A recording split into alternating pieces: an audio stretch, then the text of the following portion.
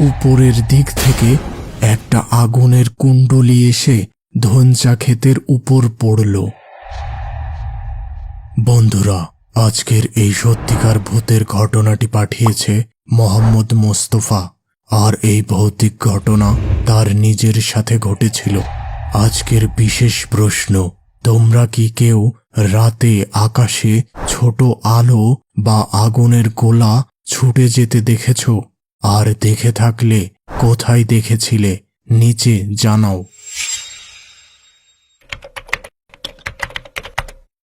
আমার বাবা ছিলেন একজন জেলে। তিনি প্রতিদিন নদীতে মাছ ধরে সংসার চালাতেন।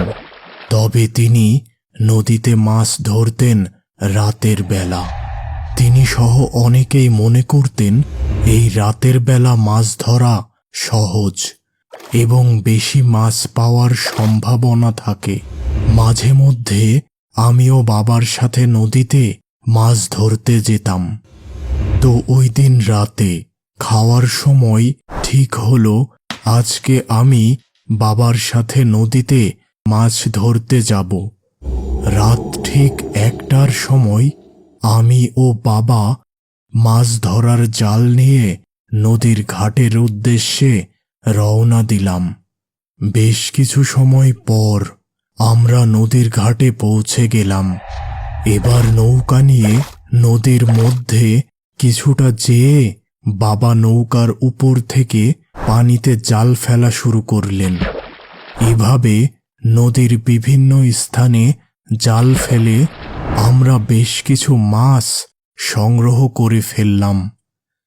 এবার নৌকাটিকে নদীর কিনারে নিয়ে এসে বাবা নৌকার এক পাশে বসে বিশ্রাম নেওয়া শুরু করলেন, আর আমি মাছগুলো আলাদা করে রাখতে শুরু করলাম।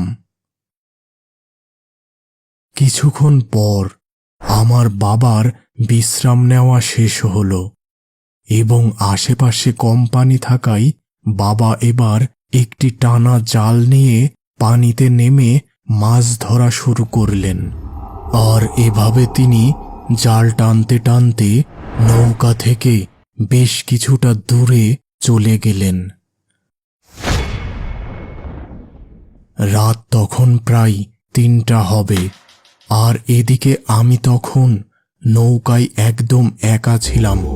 এবার আমার চোখ পড়ল নদীর পাড়ের ধান ক্ষেত ও ধনচা ক্ষেতের দিকে।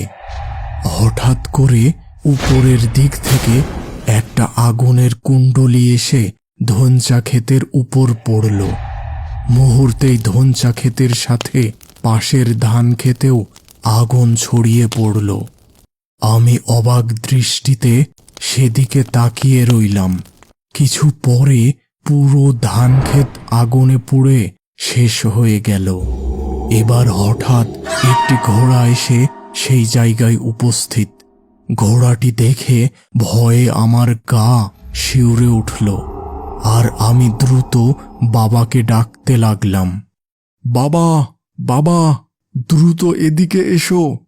আমার ডাক শুনেই বাবা তাড়াতাড়ি আমার কাছে চলে আসলো। এবার আমি বাবাকে এতক্ষণ আমার সামনে ঘটে যাওয়া ভুতুড়ে ঘটনা বললাম এবং তাকে ওই জমির দিকে তাকাতে বললাম। কিন্তু এ কি, সব কিছু একেবারে স্বাভাবিক। ধান খেতে কোনো আগুনের চিহ্ন নেই, তবে ঘোড়াটি তখনও সেখানেই দাঁড়িয়েছিল। ঠিক ওই সময় ঘোড়াটি একটি কালো মহিষে পরিণত হল। এই দৃশ্য দেখে বাবা দ্রুত নৌকায় উঠে বসলেন। আমি বাবাকে বললাম, বাবা, আজকে আর মাছ ধরার দরকার নেই, চলো বাড়ি চলে যাই।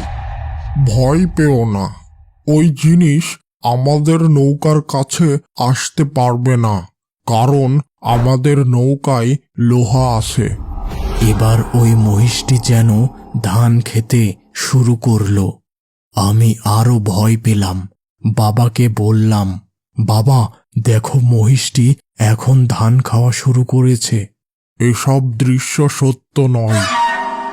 তুমি সকালবেলা এখানে আসলে দেখতে পাবে সব কিছু আগের মতোই আছে। ওই জিনিসটা আসলে আমাদের ভয় দেখানোর জন্য এইসব করছে। ঠিক আছে, তবে এখন আমাদের ফিরে যাওয়া উচিত।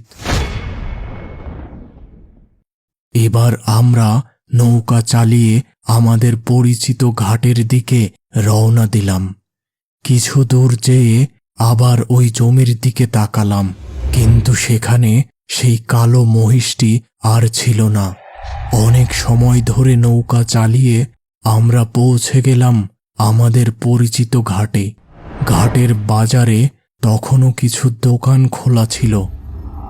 আমরা একটি দোকানে বসে কিছু খাবার খেলাম এবং খাওয়া শেষে সেখানেই বিশ্রাম নেওয়া শুরু করলাম। বাহিরে যখন সূর্যের আলো আসা শুরু হলো, তখন আমি ও বাবা রাতে নদীতে ধরা মাছগুলো নিয়ে বাজারে গেলাম। সব মাছ বিক্রি করে এবার বাবা ও আমি বাড়ির উদ্দেশ্যে রওনা দিলাম। এরপর অনেকবার আমি ও বাবা ওই ধান ক্ষেতের পাশে মাছ ধরতে গিয়েছিলাম, তবে ওই রাতের মতো আর কোনো অদ্ভুত ব্যাপার ঘটেনি। কিন্তু আজও আমার মনে প্রশ্ন জাগে, ওই জিনিসটি আসলে কি ছিল? দর্শক, তোমরা যারা আমার এই ঘটনা দেখলে, তোমাদের ধারণা কি আসলে ওই জিনিসটা কি ছিল? আর আমার ঘটনা এখানেই শেষ হচ্ছে।